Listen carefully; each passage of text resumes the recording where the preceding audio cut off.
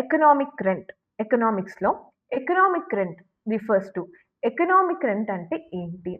So, ఎప్పుడైనా economic rent అంటే factor of production కంటే కొంచెం అబోవ్‌గా ఏదైనా మినిమమ్ పేమెంట్ గనక చేస్తే అంటే మనకొచ్చే ఇంకా కొంచెం మనకొచ్చే దానికంటే కొంచెం ఎక్కువ లేకపోతే తక్కువైనా సరే ఒక మంత్‌కి ప్రాపర్‌గా మినిమమ్ అమౌంట్ గనక పే అవుతుంటే దాన్ని మనం ఎకనామిక్ రెంట్ అంటాం. ఎగ్జాంపుల్ ఒక క్రికెటర్ ఉన్నాడు.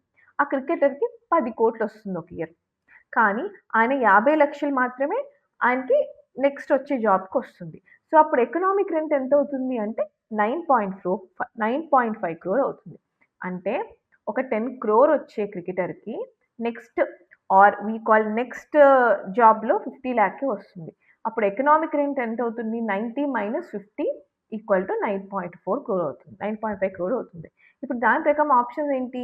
Payment to A factor of production in excess of its transfer earning opportunity cost, the surplus above the minimum needed to keep a factor in its use is called economic rent. So, మనకి economic rent అనేది మన ఎకనామిక్స్‌లో ఒక factor of ప్రొడక్షన్‌ని అన్నిటిని తెలుసుకుంటే చాలా important అండి. So, David Ricardo ఈయన land supply money గురించి లేకపోతే ల్యాండ్ మనీ ఇష్యూ గురించి తెలుసుకుంటే ఒక ఫిక్స్డ్ ప్రొడక్షన్ కాస్ట్‌ని ల్యాండ్‌కి ఫిక్స్ చేస్తాకి దీన్ని యూజువల్లీ వాడారు. క్వాసీ రెంట్ అంటాం. ఇది ఆల్ఫ్రెడ్ మార్షల్ గారు తీసుకొచ్చారు.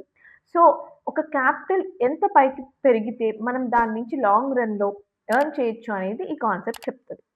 సో, ఇది option C for first answer అండి.